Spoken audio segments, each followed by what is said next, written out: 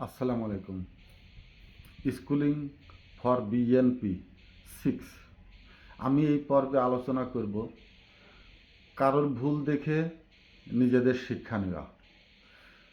ক্লাসে ব্ল্যাকবোর্ডের সামনে দাঁড়ানো, স্যারের কাছ থেকে শিখব নাকি বই থেকে শিখব? বই থেকে শিখতে গেলেও স্যারকে প্রয়োজন। স্যার কি বলছেন, বোঝাবার চেষ্টা করছেন, সেটা বুঝতে হলেও আমাকে বইয়ের প্রয়োজন। অর্থাৎ দুইটাকেই দরকার। বই পাঠ্যক্রম যেমন দরকার, সেই পাঠ্যক্রমকে শিখতে বুঝতে হলে আমার শিক্ষককেও প্রয়োজন। আমি এই কথাটাই বললাম এই জন্যই, নিজেদের দলের আদর্শ, নিজেদের কর্মকাণ্ড পরিচালিত হওয়ার নিজের যে দক্ষতা, কারোর সাথে থেকে যে নিজেকে পরিচালন করার দক্ষতার সাথে অন্যকে দেখে তার কোনটা সঠিক কোনটা ভুল তার থেকে যে শিক্ষা কেড়ে নেওয়া, তার অজান্তেই, তাকে না বলেই, শুধু অবজারভেশন করে, পর্যবেক্ষণ করে আমি কি শিখলাম, সেটাও জীবনের জন্য একটি পাঠ্য বিষয়। আমরা যদি বিগত দিনের দিকে তাকাই, আওয়ামী লীগের সবচেয়ে বড় বড় কয়েকটি সিদ্ধান্ত নিয়ে আমি অল্প সময়ের ভিতরে আলোচনা করব। বিএনপি সব প্রশাসনিক ক্ষমতাকে নিজের কবজায় এনেছিল ঠিকই, কিন্তু নিচেই তলাবিহীন হয়ে পড়েছিল। যদিও তারা বারবার ছাত্রলীগকে ব্যবহার করতে চাচ্ছিল, কিন্তু ছাত্রলীগের নেতৃত্বের যে কাঠামো, সেই জায়গাটা নষ্ট হয়ে গিয়েছিল। নষ্ট হওয়ার পিছনে আওয়ামী লীগের বড় ধরনের উদাসীনতা ছিল। অর্থাৎ এই পুরা কার্যক্রমকে আমি 3 ভাগে ভাগ করে কথা বলছি। প্রথমত, আওয়ামী লীগ যে এমপিদেরকে, মন্ত্রীদেরকে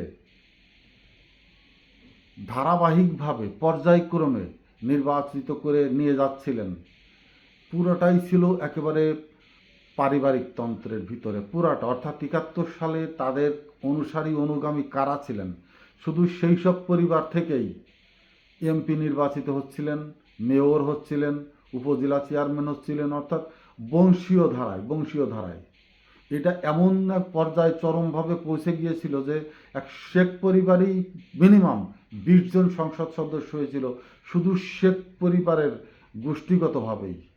এবং 300 আসনেরই যতগুলা ছিল তার অর্ধেকই ছিল আওয়ামী লীগের পরিবারতান্ত্রিক এমপি, মন্ত্রী। আচ্ছা, এইটা একটা চরম ভুল। রাজনীতির শিষ্টাচার বহির্ভূত দূরদর্শিতার অভাব, চরম ভুল। অর্থাৎ তারা নূতন নেতৃত্ব খুঁজে বের করতে পারেনি। তারা পরিবারের ভিতরে এমনভাবে আবদ্ধ হয়ে গিয়েছিল যে, এবং ওই পরিবারগুলো সম্পূর্ণভাবে নিশ্চিত হয়ে পড়েছিল যে বংশানুক্রমিকভাবে তারাই কন্টিনিউ করবে সংসদ সদস্য হওয়ার এবং রাষ্ট্রীয় ক্ষমতায় সর্বশিখরে থাকার, যার জন্যে চরমভাবে, উদাসীনভাবে, উন্মত্তভাবে দুর্নীতির ভিতরে নিমজ্জিত ছিল। তারা বাইরের কোনো কর্মী বা বাইরের কোনো সংগঠনের যে মূল্যায়ন, সেটা নিয়ন্ত্রণ করে রাখছিল ঠিকই, কিন্তু তাদেরকে বড় ধরনের ধোঁকা দেওয়া হচ্ছিল অর্থনৈতিকভাবে। আওয়ামী লীগের প্রত্যেকটা এমপি হাজার হাজার হাজার হাজার কোটি টাকার মালিক, কিন্তু সেই অনুপাতে যাদের কাঁধে ভর করে তারা এমপি নির্বাচিত হয়েছিলেন, তাদের শুধু দিনাতিপাতেরই সুযোগ করে দিয়ে গেছেন, তার ঊর্ধ্বে নয়। অর্থাৎ রোজ আনো রোজ খাও, এই সিস্টেমেই। এইখানে বড় ধোঁকাটা বুঝতে পারছিল সাধারণ কর্মীরা। দ্বিতীয়ত, বড় ধরনের একটি গোষ্ঠী আওয়ামী লীগে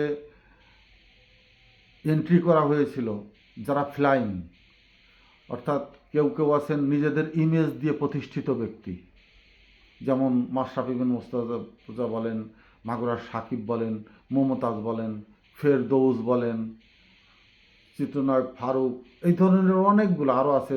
আমি কয়েকজনের নামই বললাম, ওই যে চিত্রনায়িকা টায়িকা, অনেক শিল্পীদেরকে বলেন ফ্লাইং। এদের ব্যক্তিদেরকে যারা বেশিরভাগ চেনে, জনপ্রিয়তা যাদের আছে, যাদের মানুষ দেখার জন্য ইচ্ছা পোষণ করে, এমনকি নির্বাচনের সময় নায়িকাদের নায়কদেরও ব্যবহার করা হয়েছে প্রদর্শনী হিসাবে, যেন ঢাকা থেকে উট, ঘোড়া, গরু, অদ্ভুত জানোয়ার পাঠানো হতো নির্বাচনে, অনুষ্ঠানের আগে তাদেরকে প্রদর্শিত করা হতো। এইভাবে এটি ফ্লাইং কিছু নেতা নেত্রী বিভিন্ন জায়গার থেকে গুছিয়ে তাদেরকে রাজনৈতিক অঙ্গনে নিয়ে আসা, যেটা সাধারণ কর্মীদের মনে বড় ধরনের ক্ষোভ বা গ্যাপের সৃষ্টি করেছে। তৃতীয় হচ্ছে যাদের অর্থকরী আছে ব্যাপকভাবে, যেমন সালমান এফ রহমান, জাহিদ মালিক, আরও আরও আমি নাম সবার এই মুহূর্তে বলাও সম্ভব না সময় স্বল্পতার জন্য। যাদের অঢেল অর্থকরীর মালিক, তারা নিজেরা গ্রুপ অফ কোম্পানির মালিক, বড় বড় যেমন এসএ গ্রুপের মালিকরা, এরা সরাসরি মন্ত্রী এমপিতে আসেন নাই, কিন্তু এরা আওয়ামী লীগ ঘরোয়ানার ভিতরে এমনভাবে ঢুকে পড়েছিল যে আওয়ামী লীগ এদেরকে নিজেদের দলের ব্যক্তির থেকেও বেশি মূল্যায়ন করেছে। তথ্য প্রযুক্তি যেমন জব্বার সাহেব, হ্যাঁ ইন্টারনেট প্রযুক্তিতে ভালো ছিল, কিন্তু এ নিয়ে একেবারে মন্ত্রিত্বর জায়গায় বসিয়ে দিয়ে অরাজনৈতিক এইসব ব্যক্তিদেরকে বসিয়ে দেওয়ার ফলে রাজনৈতিক ভিতরে এক ধরনের ভাঙাচোরা হয়। মানুষ মনস্তাত্ত্বিকভাবে সহজে পাশাপাশি একজনকে চেয়ারে বসতে দেখা, আগত্যকে বসতে দেখা সহজে মেনে নিতে চায় না। চিরচারিত নিয়মে যারা একসাথে ছিল, একই ফর্মে ছিল, লড়াই সংগ্রাম করেছে, নিজেদের আদর্শে একই ধারায় খেটেছে, যখন ভালো একটি পজিশনে আসলেই হুট করে একজনকে যদি এনে পাশে বসিয়ে দেওয়া হয় অযাচিতভাবে, তখন মনস্তাত্ত্বিকভাবে একটা গ্যাপের সৃষ্টি হয়। এই জায়গায় এই ফ্লাইং নেতা যেমন সংগ্রহ করেছিল মমতাজ টাইপ, এবং এই অদ্ভুত ব্যক্তিদেরকে নিয়ে আসার ফলে সংসদে তাদেরকে নিয়ে যা ইচ্ছে তাই করা হয়েছে, অর্থাৎ জনগণের সেন্টিমেন্টাল জায়গা, শ্রদ্ধার জায়গা, সংসদ ভবন, বিচারালয়, এগুলো অত্যন্ত নাজুক স্থান। এগুলোকে নিয়ে উপহাস করা মানেই পুরো জাতিকে তুচ্ছ তাচ্ছিল্য করা, পুরো জাতিকেই হেয় প্রতিপন্ন করা, অর্থাৎ যা ইচ্ছে তাই সংসদ ভবনে করা মানেই পুরো দেশকে যা ইচ্ছে তাই ভাবা, যা ইচ্ছে তাই করা। আওয়ামী লীগ কিন্তু সেইটা করেছিল। এইসব বিভিন্ন কার্যক্রমে মানুষের ভিতরে এক ধরনের চাপা ক্ষোভের সৃষ্টি করেছিল খোদ আওয়ামী লীগ সরকার নিজেই। তৃতীয়টাও আমি বললাম, প্রথমত বলছি পারিবারিকভাবে এমপি হওয়া, কন্টিনিউ করা পারিবারিকভাবে নেতা। দ্বিতীয়ত ফ্লাইং যে নেতৃত্ব আওয়ামী লীগের ভিতরে ঢুকিয়ে নিয়েছিল, সেখানে একটা ভুল। চতুর্থত ধন সম্পদশালীদেরকে, পুঁজিবাদী ব্যক্তিদেরকে তার রাজনৈতিক দলে ভিড়িয়ে দলকে অনেক অর্থে শক্তিশালী একটি রাজনৈতিক সংগঠন হিসাবে দাঁড় করানোর চেষ্টা, যে কোনো সময় যে কোনো মুহূর্তে হাজার লক্ষ কোটি টাকা ওই হাঁস মুরগি শালিক পাখিদের ছিটিয়ে দিয়ে এক জায়গায় জড়ো করার মতো অঢেল অর্থ সম্পদ, পাহাড় সমান অর্থ সম্পদ আওয়ামী লীগের দলীয় ফান্ডে মজুত করে রেখেছিল বা শেষ পর্যন্তও ছিল। কিন্তু শেষ পর্যন্ত সেই অর্থ কিন্তু বিলানোর ছিটানোর সুযোগ পায়নি, যদিও তিনি প্রশাসনের কিছু জায়গায় দিয়েছিলেন। সেই অর্থ আবার তারা মাঠ পর্যায়ে পৌঁছানোর আগেই তারা নিজেরা বিতাড়িত হয়েছেন।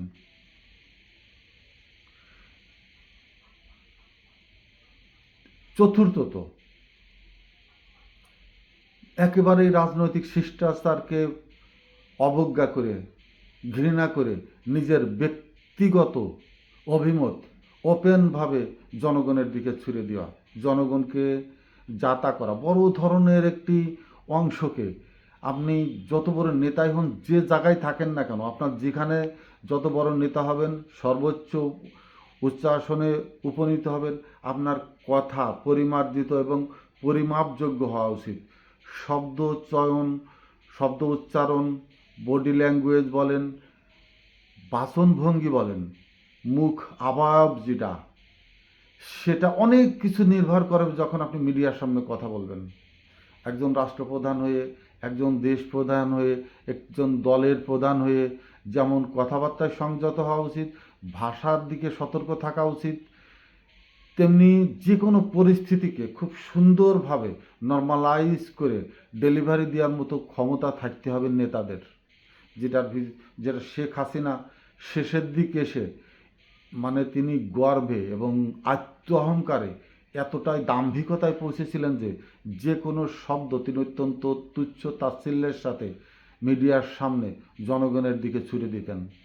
সাধারণ মানুষ, খেটে খাওয়া মানুষ তাদের পেশিতে অত্যন্ত শক্তিশালী, কারোর কাছে তারা বিক্রিত মাল না, বিক্রি হয় না তারা কখনোই। নেতাদের কিনতে পাওয়া যায়, নেতা কিনতে পাওয়া যায়, কর্মী কিনতে পাওয়া যায় না, ভোট কিনতে পাওয়া যায়, ভোট কিনতে পাওয়া যায়, তবে ইদানিং সেটা হয়তো কমে আসবে। কর্মী কিনতে পাওয়া যায় সাময়িক মিছিলের জন্য, প্রদর্শনীতে দেখানোর জন্য 500-1000 টাকা দিলে সমর্থক কর্মীরা হাজির হয়। ভোট তার থেকে অর্ধেক কিনতে পাওয়া যায়। নেতা প্রচুর কিনতে পাওয়া যায়, নেতা নেতা হয় বিক্রির জন্য। ফুটবল বা বিভিন্ন প্লেয়াররা যেরকমের নিজেরা ওই বদল করে, দল বদল করে, নেতারা দল বদল করে, প্রকাশ্যে করুক গোপনে করুক, কারোর ভিতরে থেকে কারোর সাথে খেলা খেলুক, নেতারা করে। কিন্তু সাধারণ মানুষ যে একেবারে নিরলসভাবে খেটিয়ে তার জীবনযাপন করে এবং তার পরিবারকে সে ভরণ পোষণ যোগায়, সে কারোর তেরা কথা, চোখ রাঙানো কথা, আঙুলির ঝাড়ুনি, কারোর ঘাড় বাঁকা দেখা একদম পছন্দ করে না। আপনি আমলিগ হন, বিএনপি হন, যেই না কেন, সে সারাদিন কাজ করে সন্ধ্যায় চায়ের দোকানে বসবে, টিভির দিক তাকাবে, তাকায় যদি আপনার এই তাচ্ছিল্য, তুচ্ছ তাচ্ছিল্যকার উক্তি শোনে, ব্যবহার শোনে, কথা শোনে, ডন কি আর আপনি কে? কিছুই না। আমি চুরি করব না, ডাকাতি করব না, দেশের প্রচলিত আইনের বাইরে যাব না, আমি আয় করব, আমি সংসার চালাচ্ছি, তুমি আমার কিচ্ছু না, মানলে তাল গাছ না মানলে বাল গাছ। এই যে শেখ হাসিনা যে দাম্ভিকতার সাথে যেসব উক্তি ব্যবহার করেছে, সাধারণ মানুষের একেবারে আত্মঘাতী আতে যে এইসব সরকির মতো ঢুকে ঢুকে গেছে কলিজার ভিতরে। তারা ভিতরে ভিতরে এক ধরনের বিষাক্ত সাপের মতো ফুঁসছিল। যখন তাদের সন্তানেরা তারা তাদের ব্যক্তিত্ব নিয়ে অসহায় অবস্থার ভিতরে চলে গিয়েছিল, একেবারেই মান সম্মানের চূড়ান্ত পর্যায়ে, রাজপথে নেমে না আসছে, ফিরে আসতে মরছে, সরকার সিদ্ধান্ত দিচ্ছে না, তখন এই বাপ মাগুলো দেখলো যে আমাদের সন্তানের মান সম্মান রক্ষার্থে, ভিতরে তো আগের থেকে ক্ষোভের সৃষ্টি ছিল, সময়ের সদ্ব্যবহার তারাও করেছে। সন্তানকে নিরাপদে রাখতে হোক, সন্তানকে ঘরে ফেরাইতেই হোক এবং সরকারের বিরুদ্ধে কথা বলতেই হোক, যার জন্য সন্তানের সাথে প্রত্যেকটা পরিবারের মা বাবা ভাই বোন আত্মীয় স্বজনরা পর্যন্ত রাস্তায় নেমে গিয়েছিল। অতএব দলের প্রধান থেকে যখন সরকার প্রধান হবে, তখনই অন্তত আচার আচরণে সংযত হওয়ার, কথাবার্তা যত চাপই থাক, যত বড় রাষ্ট্রের ভিতরে স্যাবোটাসি তৈরি করার চেষ্টা করুক কেউ, যত বড় সন্ত্রাসী কার্যক্রম হোক না কেন, সে তার মিডিয়ার সামনে এসে জনগণ যেন বুঝতে পারে যে সে আমাদের পক্ষে এবং আমাদের হয়েই কথা বলছে, আমাদের তুচ্ছ তাচ্ছিল্য করে নয়। একজন সন্ত্রাসী, বিপ্লবী, বিদ্রোহী যেই হোক না কেন, আপনি যদি তার সাথেও নমনীয় আচরণ করেন, সেও আপনার সাথে বসে কথা বলার জন্যই আগ্রহ প্রকাশ করবে। যেটা শেখ হাসিনার শেষ মুহূর্তে এসেও তাদের সাথে কথা বলতে চাচ্ছিলেন, কিন্তু তারা তখন বলেছিল এখন আর সেই পর্যায়ে নেই, সে সময় উত্তীর্ণ হয়ে গেছে। অর্থাৎ তাদেরকে এমনভাবে অগ্রাহ্য করা হয়েছে, এমনভাবে ইগনোর করা হয়েছে যে এইসব ঢাকা ভার্সিটির ভালো ভালো শিক্ষিত ছেলেপেলে তাদের ব্যক্তিত্বের উপরে এসে পড়েছে, তাদের পারিবারিক ব্যক্তিত্ব, জৈবিক ব্যক্তিত্ব, জৈবনিক ব্যক্তিত্ব মানে চরমভাবে অপমানিত হচ্ছে। তখন তার আর বসতেও সম্মত হয়নি। সুযোগের, সময়ের যে সঠিক ব্যবহার, আবহাওয়া বোঝার যে নিজের একটি স্নায়ুতাত্ত্বিক ভিত্তি থাকতে হবে, আবহাওয়া বোঝার, এটা বাতাসের আবহাওয়া না, জনগণের আবহাওয়া। দেশের ভিতরে যখন গুনগুন গুনগুন শব্দ হয়, মধুর মাছিরা যখন উড়ে যাওয়ার সময় শব্দ হয় না, জনগণ কখন বিপ্লবী হয়ে উঠছে, বিপ্লবমুখী হয়ে উঠছে, জনগণ কখন সরকারের বিরুদ্ধে বেশিরভাগ মানুষ গুনগুন করছে, সেই শব্দ শোনার ক্ষমতা সরকার প্রধানের থাকতে হবে। বাতাসের সাথে কোন শব্দ, কোন সুর, কোন দিক থেকে কোন দিকে যাচ্ছে, বাতাসের শব্দের সাথে ওই সুর ভেসে বেড়ায়, ওইটা ওইখানে বসে বুঝতে হবে, সেই ক্ষমতা থাকতে হবে। না হলে দলের প্রধান হয়ে তো দেশ চালানো যেমন হবে, ব্যর্থতার পরিচয় হবে, দল চালানোর ক্ষেত্রেও, দলের নেতৃত্ব দিতেও তখন ওই দলের নেতাদের কাছেই অবজ্ঞার পাত্র হয়ে দাঁড়াতে হবে ওই দল প্রধানকে।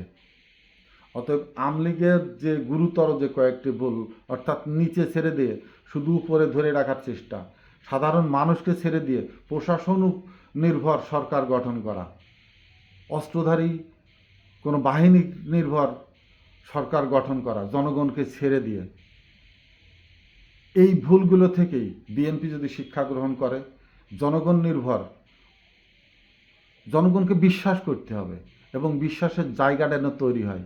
আমি একটি সংসদ সদস্য, আমি একজন মন্ত্রী, আমি আমার কর্মীদেরকে ব্যবহার করছি এবং তারা দেখছে যে তাদের ব্যবহার করে আমি হাজার কোটি টাকা মেরে নিচ্ছি। ওরা সব কিন্তু অবজারভেশন করতেছে, ওরা কিন্তু জানে কত টাকা কোন খাতে বাজেট হচ্ছে, কত টাকা আসছে, কোথায় কোথায় ব্যয় করা হচ্ছে, এটা কিন্তু জানে, তারা বোঝে। হয়তো সেই দলের নেতা কিছু দিচ্ছেন, পাশে বসাচ্ছেন, এতেই সন্তুষ্ট হয়ে নীরব থাকছে, কিন্তু যথাসময়ে উত্তর দেবে। আপনি যখন আহ্বান করবেন, ডাকবেন, তখন তারা তাদের বাচ্চাগুলোকে হাঁস মুরগির মতো বাচ্চাগুলোকে সাইড করে নিয়ে দাঁড়িয়ে দেখবে, দাঁড়িয়ে আপনাদের নীরবে কেঁদে কেঁদে চলে যাওয়ার দৃশ্য দেখবে। এই যে গ্যাপ তৈরির এই জায়গাটা যেন না থাকে, জনগণ যেন আপনাকে বিশ্বাস করে। আপনি তাদেরকে বিশ্বাসের জায়গা যদি তৈরি করে দিতে পারেন, শেষ পর্যন্ত জনগণ আপনার পাশে থাকবে। বাংলাদেশের রাজনীতিতে বড় হচ্ছে দুর্নীতিগ্রস্ত, সম্পদের অর্থের লোভী এমপি মন্ত্রীরা, যারা জনগণের সাথে সম্পৃক্ততা রাখতে চায় না, সামান্য কিছু ওই পাখিদের মতো ছিটিয়ে দিয়েই তাতেই চায় যে তারা জনগণ সন্তুষ্ট থাক, আর তারা শত শত কোটি টাকা ব্যবসা প্রতিষ্ঠান বিদেশে পাচার, ঘর বাড়ি তৈরি করতে চায়। এই গ্যাপের জন্যই মূলত ওই আন্দোলনগুলোই দলগুলো হেরে যায়। যেমন ১/১১-তে বিএনপি মাঠেই থাকেনি, ১/১১-তে লড়েছে শুধু জামাত আর আওয়ামী লীগ, বিএনপির কর্মীরা মাঠে থাকেনি, নেতারা দূরে সরে গিয়েছিল। নেতারা জানে যে তারা তাদের কর্মীদের সাথে যে বেইমানিটা করেছে, তাই কর্মীরা আমাদের সাহায্যে এগিয়ে আসবে না, কিন্তু তারাও আসে নাই, কর্মীও যায় না। জামাত শেষ পর্যন্ত ছিল, মার খেয়েছে জামাত। আওয়ামী লীগও ঠিক একই অবস্থা। আওয়ামী লীগও কর্মীদের ছেড়ে দিয়ে প্রশাসন নির্ভর সরকার গঠন করেছিল এবং শেষ পর্যন্ত শেখ হাসিনা পুলিশের উপরে নির্ভর করেছিলেন, সেনাবাহিনীর উপরেও না, পুলিশের উপরে নির্ভর করে দাঁড়িয়ে থাকার শেষ চেষ্টা করে গেছেন। তিনি যদি জনগণকে রাজনৈতিক গণতান্ত্রিক ধারার নেতা নির্বাচন করতেন, সেই নেতারা যদি এই দেশের নাগরিকদের সাথে নিয়ে মাঠে দাঁড়িয়ে লড়াই করার মতো শক্তি থাকতো, ওই সরকার উৎখাত হতো না। অতএব কোন কোন জায়গা থেকে কি কি শিক্ষা নিলে বিএনপি আগামীতে বিগত দিনের মতো মাঠ থেকে পরাজিত হবে না, সেই পদক্ষেপ নেবেন। আসসালামু আলাইকুম।